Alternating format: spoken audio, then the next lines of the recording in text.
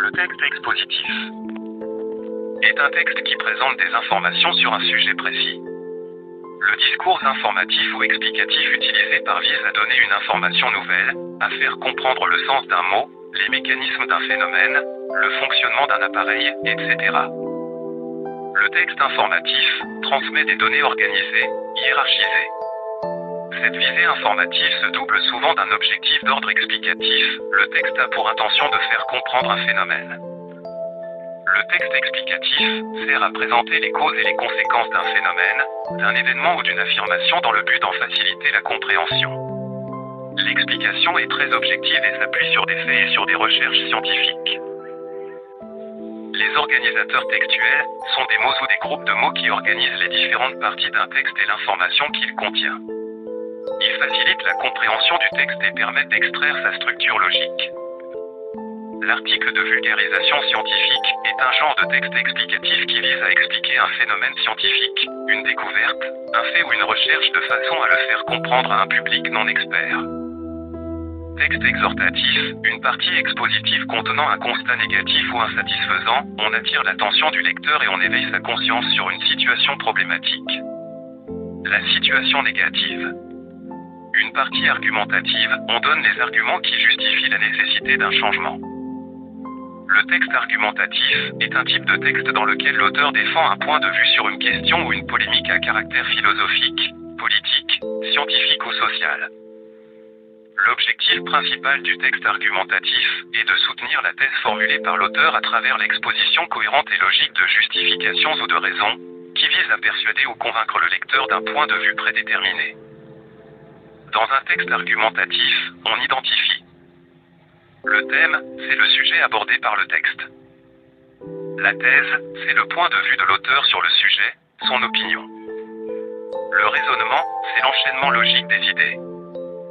Les arguments, ce sont les preuves avancées par l'auteur pour justifier sa thèse. Les registres littéraires donnent une certaine tonalité à un texte, ils visent à faire éprouver des sentiments variés au lecteur. Les principaux registres sont le comique, le tragique, le lyrique, le satirique, l'épique, le fantastique. Une même œuvre peut avoir des passages de différents registres. Quels sont les registres littéraires fréquemment utilisés dans le texte argumentatif ? Pour persuader, le locuteur a à sa disposition divers registres littéraires comme le registre pathétique, qui rend le lecteur compatissant. Le registre tragique, qui le terrifie. Le registre lyrique, qui émeut le lecteur. Comment s'organise un texte argumentatif ? La structure d'un texte argumentatif ne suit pas un cadre rigide. Certaines de ses composantes peuvent être absentes ou déplacées selon les textes. De plus, dans le développement du texte, il est possible d'utiliser un seul procédé argumentatif, explication argumentative ou réfutation, ou les deux. Une anaphore est un mot ou un groupe de mots utilisé pour remplacer un mot ou un groupe de mots qu'on appelle référent. Par exemple, dans la phrase « Maman m'a dit qu'elle prendrait des photos », le mot « elle » est une anaphore et son référent est « maman ». Comment trouver une anaphore ? Anaphore, répétition d'un même mot au début d'une série de phrases dans un but de renforcement, exemple, Paris outragé.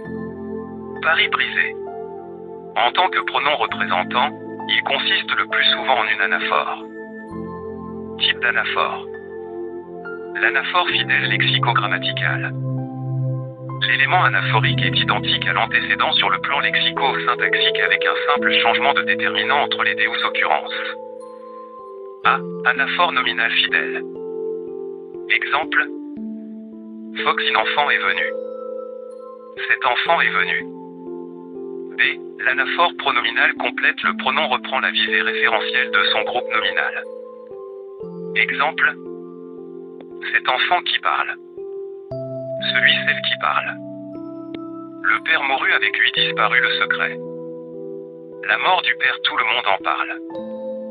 Le père qui habita s'il n'était pas venu, ce qui me surprend.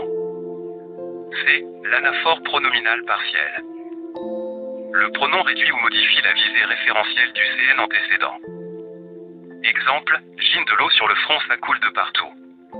Tu ennuies, je le vois. D. Anaphore par répétition stricte. Exemple, j'attendis le jour arrivera dans une trame de lumière.